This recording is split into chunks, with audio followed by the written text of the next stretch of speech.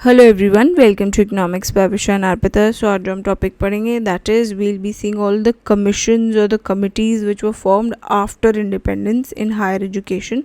सो after independence जो सबसे पहले कमीशन बनी थी that is Radhakrishnan committee which was formed in 1948-49, जिसे हम यूनिवर्सिटी एजुकेशन कमीशन बोलते हैं। तो इसका नाम अच्छे से याद रखना कि इसे हम क्या बोलते हैं। The other name of the commission that is university education commission, जिन्होंने बोला कि इंटीग्रेशन होनी चाहिए सेकेंडरी एजुकेशन और higher education, that is by setting UGC 1956। ये रिकमेंडेशन याद रखना कि क्या होना चाहिए, इंटीग्रेशन होनी चाहिए सेकेंडरी और हायर एजुकेशन की। ठीक है। Next recommendation that they gave us कि सेटअप होने चाहिए रूरल यूनिवर्सिटीज़। ठीक है। Also they recommended about the use of the selection commission, selection procedure होना चाहिए प्रॉपर, और एक सीलिंग लिमिट होनी चाहिए number and the working hours of the faculty. College के अंदर कितने घंटे एक फैकल्टी को काम करना चाहिए दैट शुड बी फिक्स्ड, एक सीलिंग लिमिट होनी चाहिए। तो इसमें you should remember all the recommendations कि रूरल यूनिवर्सिटीज़ बननी चाहिए, फैकल्टी के कुछ वर्किंग आवर्स होने चाहिए, उसके ऊपर कुछ सीलिंग, और इंटीग्रेशन होनी चाहिए सेकेंडरी और हायर एजुकेशन की। The recommendation that we started earlier, उसका नाम ज़रूर याद रखना, that is university education commission. ठीक है। नेक्स्ट जो अब बात कर लेते हैं और सारी जो recommendations which are talked about in the same commission, that is medium of instruction जो है वो रीजनल लैंग्वेज होनी चाहिए। जैसे अगर आप महाराष्ट्र के स्टूडेंट हो तो वहाँ पे मराठी यूज़ हो सकती है एजुकेशन के अंदर, along with the subject of national language जो भी है, जैसे हिंदी है वो एंड इंग्लिश।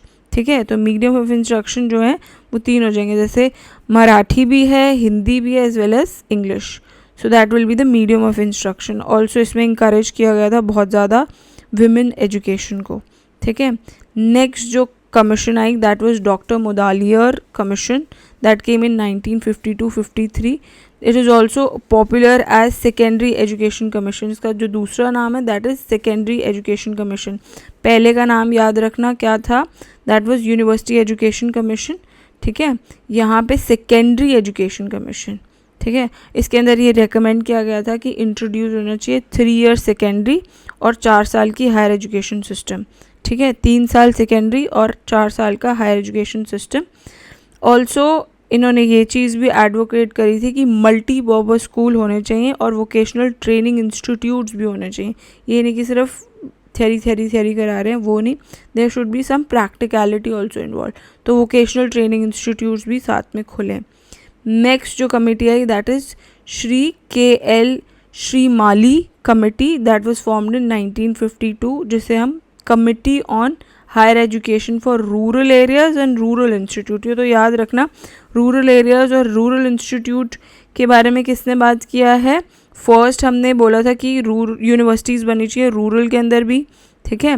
अब यहाँ पे भी रूरल की बात करी हुई है, ये याद रखना कि कौन सी कमिटीज़ के अंदर रूरल के बारे में बात करी हुई है। So that you should remember. तो के.एल. श्रीमाली कमेटी के अंदर rural areas and rural institute के बारे में बात करी हुई है। ठीक है।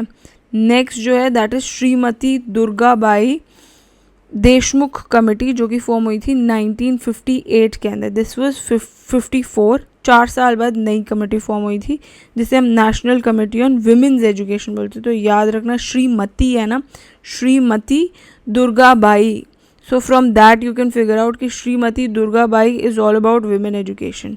ठीक है। बाकी विमेन एजुकेशन का हमने इससे पहले भी पढ़ा है। सो दैट वाज ये वाला कमेटी, द फर्स्ट कमेटी, उसके अंदर भी विमेन एजुकेशन के ऊपर काफ़ी ज़्यादा एम्फोसिस था। ठीक है। नेक्स्ट जो कमेटी बनी अगेन, अब ये 4 साल बाद नहीं, this was after 2 years, this is Saiyidain committee which was formed 1960 के अंदर, जिसे हम यूनिवर्सिटी ग्रांट कमीशन बोलते हैं, university grant commission review committee on education. ठीक है।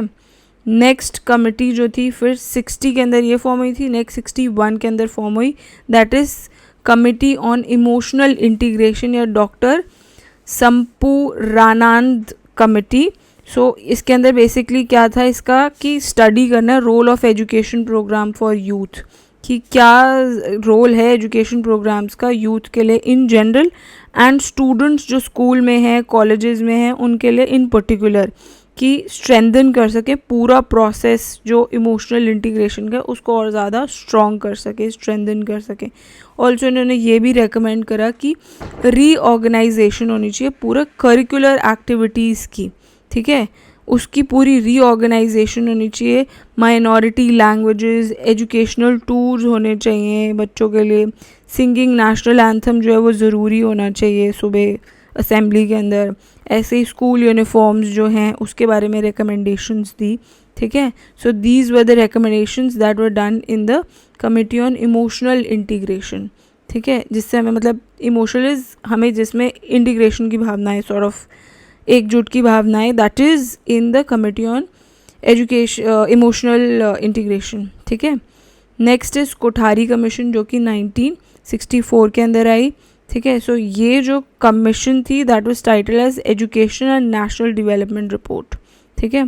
सो ये याद रखना, कोठारी वैसे भी बहुत इंपॉर्टेंट है तो इसका ये याद रखना, what is the title that is use for this commission is education and national development report, जो कि प्रपोज करती है कि 3 साल की डिग्री कोर्स होना चाहिए एंड 4 साल का ऑनर्स डिग्री कोर्स होना चाहिए, ठीक है। सो दिस वाज इस्टेब्लिश, जिसकी इस्टेब्लिशमेंट थी that was of Indian education services, कि कैसे हम उसको इम्प्रूव कर सकते हैं, जो हमारी इंडियन हायर एजुकेशन है उसकी क्वालिटी को कैसे इम्प्रूव किया जा सकता है उसके बारे में बात करी हुई। Also they emphasise on the quality teaching, कि हम कैसे अपनी टीचिंग को और ज़्यादा क्वालिटेटिव बना सकते हैं और ज़्यादा अच्छा कैसे किया जा सकता है कि हम वोकेशनलाइज कर सकें अपनी सेकेंडरी एजुकेशन जो है, उसे भी रेकमेंड किया गया, ठीक है। सो ऑल्सो दे रेकमेंडेड कि 6% जो जीडीपी का है that should be spend on education. आज तक भी इतना अमाउंट कभी स्पेंड नहीं हुआ, अभी भी 2 से 3% स्पेंड होता है, but these were the recommendation that was made during 64-66 के टाइम से ये रिकमेंडेशन चलती आ रही है, so which is very important. Also इन्होंने ये भी रेकमेंड किया कि कॉमन स्कूल सिस्टम होना चाहिए, डेवलपमेंट होनी चाहिए, जो प्रोग्राम्स हैं for free and compulsory education जो है वो मैंडेटरी होनी चाहिए, एकेडमिक फ्रीडम होनी चाहिए टीचर को, and they should be they can use regional languages use करें कि अंडरस्टैंडिंग जो है वो और ज़्यादा डेवलप हो सके स्टूडेंट की, and there should be implementation of 3 language formula, वही एक तो हिंदी हो गई, एक जो लोकल लैंग्वेज है वो, एंड द इंग्लिश लैंग्वेज, ठीक है।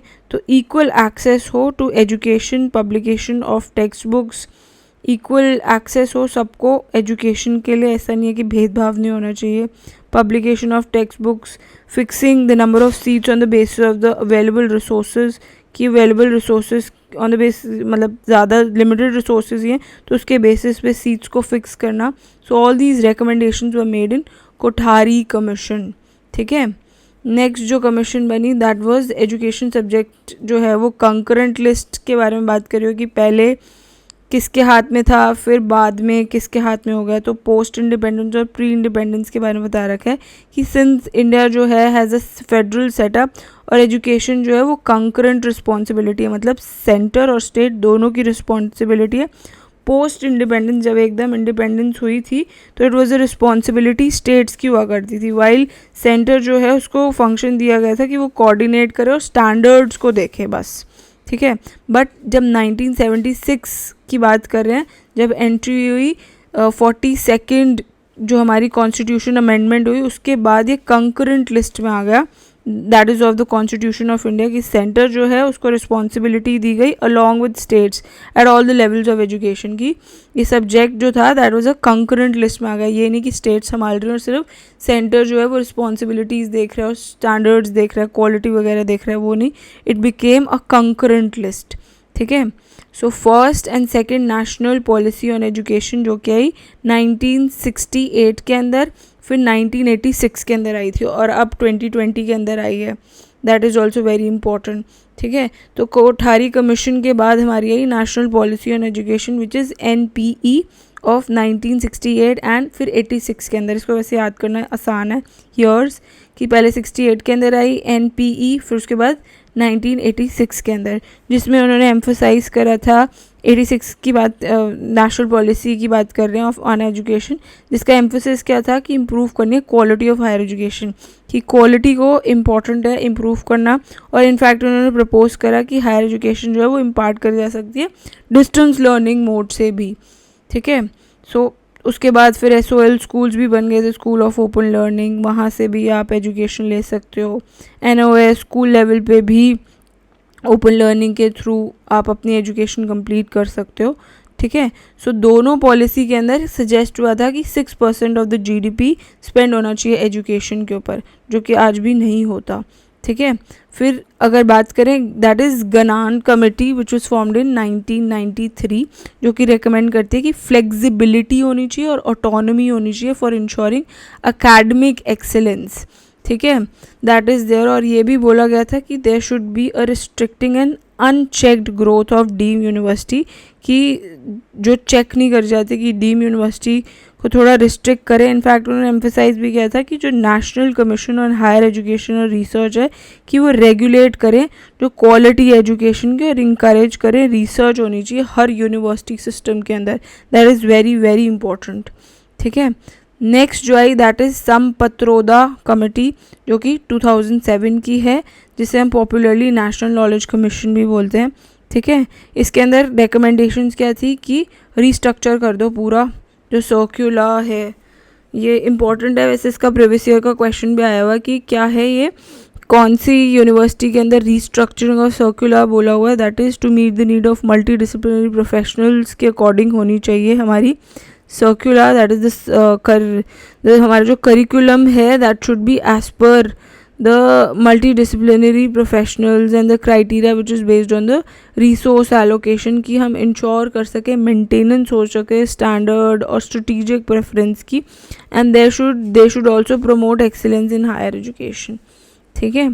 तो इसमें यही चीज़ की बात करी हुई है कि ये सपोर्ट करते थे एंट्री ऑफ फॉरेन यूनिवर्सिटीज़ आ जाएँ, उनकी एंट्री हो जाए, and also they have also favoured कि रिड्यूस कर सकते हैं हम कैसे burden of affiliation of colleges on universities, कि कॉलेजेस का बर्डन कैसे हम जो एफिलिएशन है उसकी यूनिवर्सिटी के ऊपर कैसे उसका बर्डन को रिड्यूस कर सकते हैं। And this national knowledge commission जो है इन्होंने रेकमेंड करा कि इंक्रीज़ हो जाने चाहिए नंबर ऑफ़ यूनिवर्सिटीज़ 1500 तक बाय 2015, ठीक है। नेक्स्ट जो कमेटी आई that is Yashpal committee which came in 2009, जो कि सजेस्ट करती थी कि स्क्रैप कर दो सारे जो हायर एजुकेशन है रेगुलेटरी एंड मॉनिटरी बॉडीज़ और क्रिएट करो सुपर रेगुलेटर, जो सबसे बड़ा regulator that is 7 member commission होनी चाहिए for higher education research, that is sure, ठीक है। So state higher education commission जो है वो फॉर्म हुई थी, that is the second year of the system, जिसमें उन्होंने रेकमेंड करा कि सारी जो डीम यूनिवर्सिटी जिनका स्टेटस जो है वो डीम्ड है उनको अबैंडन कर दो, या तो उनको पूरी यूनिवर्सिटी की स्टेटस दे दो, या उनको फुल फ्लेजेड दे दो, या उनको स्क्रैप कर दो, ठीक है। सो एक कमिटी जो थी वो स्ट्रेस करती थी कि ज़रूरत है ज़्यादा अटेंशन देने की ऑन अंडर ग्रेजुएट प्रोग्राम्स और मल्टी डिसिप्लिनरी अप्रोच होनी चाहिए लर्निंग की। तो यशपाल कमेटी जो थी दैट स्ट्रॉन्गली रेकमेंडेड कि कैसे हम रिड्यूस कर सकते हैं burden of affiliation of colleges on university, और GRE लाइक टेस्ट होना चाहिए which should be involve for university education, वैसा कुछ टेस्ट हो, ये चीज़ रेकमेंड करी गई थी। नेक्स्ट जो आई that is Sharma committee which was formed in 2008-9, जो कि सेटअप हुई थी बाय प्रोफेसर MM शर्मा, जिन्होंने डेलिब्रेट किया upon the development of science and technology होनी चाहिए in the education in India. और कमेटी ने इनफैक्ट सजेस्ट भी किया कि इस्टेब्लिशमेंट होना चाहिए IISER which is Indian institute of science education and research. तो ये चीज़ जो थी this was a big thing, मतलब आप ये याद रखना कि कौन सी चीज़ रेकमेंड करी गई थी, क्या सजेस्ट किया गया था, that is suggested on establishment of IISER which is Indian Institute of Science Education Research, और उन्होंने रेकमेंड किया कि एक्सपेंशन होनी चाहिए टेक्निकल एजुकेशन की, जिसमें वो इंश्योर कर सकें क्वालिटी अच्छी हो, प्रोवाइड कर सकें access and affordability of technical education, कि किसी के पास अगर ख़रीदने या पढ़ने के पैसे नहीं हैं तो वो चीज़ उन लोगों को भी अवेलेबल हो। एंड जो कमिटी है दैट हैज़ ऑल्सो रेकमेंडेड कि 500 करोड़ जो है हमेशा that should be spend on research on the basic science every year. हर साल यूजीसी को इतना अमाउंट स्पेंड करना ही चाहिए for research and basic science research के लिए इतना अमाउंट स्पेंड करना चाहिए. नेक्स्ट जो कमिटी आई that was doctor Anil Kakodkar committee which was formed in 2010, जो कि दिस वाज कॉन्स्टिट्यूटेड कि वो रेकमेंड कर सके स्ट्रैटेजीज़ की कैसे हम इम्प्रूव कर सकते हैं अपनी टेक्निकल एजुकेशन कंट्री के अंदर, उसे हम कितना अच्छा कर सकते हैं, उन स्ट्रैटेजीज़ को रेकमेंड करा. इनफैक्ट दे ऑल्सो रेकमेंडेड कि 2% बजट हर इंस्टीट्यूशन का that should be on mark for research, की 2% तो रिसर्च के लिए जाना ही जाना चाहिए. ठीक है, so that was the doctor Anil's committee. Next जो आई that is KB Pawar committee. So this was formed in 2011, जिसमें this was constituted by UGC और कमिटी ने रेकमेंड किया 4 model of PPP which is public private partnership in higher education. ठीक है, now let's see the previous year questions that were asked subject to this particular topic. This was a question that was asked in 2020 June. The question is, India's first national policy on education was sequel to the recommendation of which of the following committee commission. तो ये आप अभी हमने पीछे पढ़ाई है, याद होगा आपको कि फर्स्ट नेशनल पॉलिसी जो एजुकेशन के ऊपर बनी थी on the recommendation of which of the following committee. So that is Kothari commission. ठीक है, next question, this was a question that was asked in 2018 December. The question is, who was the chairman of secondary education commission set up in 1952. तो इसका जो सही answer है that is doctor AL मोदालियर. ठीक है, सो C जो है that's the correct option. ये हमने पीछे सारे पढ़ रखे हैं. If you don't remember it, go through this video once again, आपको याद हो जाएगा. ठीक है, next question, this was a question that was asked in 2018 December. The question is, in 1948 under whose chairman a university education commission was set up to reconstruct university education in India. किन person की chairmanship के अंदर university education commission setup हुई थी कि वो reconstruct कर सके university education in India. That is doctor S Radhe Krishnan. ठीक है, आई होप आपको प्रीवियस ईयर के क्वेश्चन सारे समझ आ रहे होंगे. ठीक है, राधे कृष्णन के अंदर वी नो क्या था, इंटीग्रेशन होनी चाहिए सेकेंडरी और हायर एजुकेशन की. मुदालियर कमीशन के अंदर क्या था, मुदालियर कमीशन वॉज की इंट्रोडक्शन होनी चाहिए, 3 साल की सेकेंडरी और 4 साल की हायर एजुकेशन सिस्टम होना चाहिए.